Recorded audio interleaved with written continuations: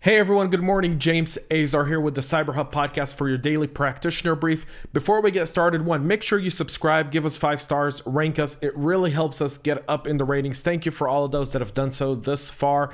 And if you're a new listener, thank you so much for listening. But again, make sure you subscribe. You can get our practitioner brief in PDF format with all the links to all the stories, including all the great reads you need to kick off your day at cyberhubpodcast.com. Go to shows, click on practitioner brief. You'll get it right there. And you'll be able to listen and also get the PDF directly in your inbox for absolutely free. For our practitioner brief for today, August 4th, 2020, let's get into a business kind of thing, but also personal, especially with work from home, where Netgear has said that they won't patch 45 router models that are vulnerable to the serious flaw. A few weeks ago, we discussed the Netgear vulnerability in great detail, so I'm not going to get into that. All of that is available on our practitioner brief. Again, cyberhubpodcast.com right here below if you're watching us on YouTube. If you're listening to us, the link to sign up for our practitioner brief is in the description box, so make sure you do that. So a few different things on this thing where Netgear has officially come out and said that they've done some firmware updates with all the fixes, but many models are towards end of life, or they're just not going to support these models anymore. And so there's no real workaround. The whole list is available on Netgear's website. That link is available on our practitioner brief. You should go check it out. I would do an inventory of what routers people are using at home in larger organizations, especially in a work from home. If one of these routers is vulnerable and is being used in an employee's home, it can create a cyber incident within the organization. We'll move to a really big story where now CISA, the Department of Defense, and FBI have all kind of been coordinating since the beginning of this year to really send out joint alerts about different malware and different cyber incidents that are going on. They've now issued a new version of a Chinese malware strain named Taidoor. The 3 agencies published a joint alert today, alerting U.S. private entities about the new versions of Taidoor, a malware family previously associated with Chinese state-sponsored hackers. The alert has been authorized by DHS, CISA, DoD, Cybercom, and the FBI.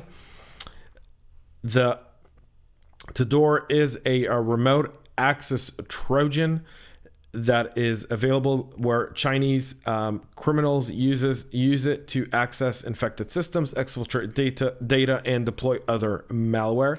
The FBI says it's typically deployed together with proxy servers to hide the true point of origin. The three agencies have put out a joint malware analysis report. That's link again is available on our PDF that contains recommended mitigation techniques and suggested response actions for organizations that want to improve detection, prevent infection, or already have been infected. Cyber Command has uploaded 4 samples of the Taidoor malware on Virus Total Portal. All 4 samples and links are available on our PDF. Again, cyberhubpodcast.com. Get it right there if you're listening. The link right below in the description will take you right there as well. For those of you that are in the system admin and the phishing and the social engineering aspect of it, Apple has been knocked off as the most imitated brand for phishing attacks. With COVID-19, Google and Amazon have overtaken Apple in that spoofed category. Not one you want to be at the top of, but nonetheless, Apple has been there for quite a while. It's been a reigning champion. Most people open their Apple emails. They trust Apple. Apple has that people trust.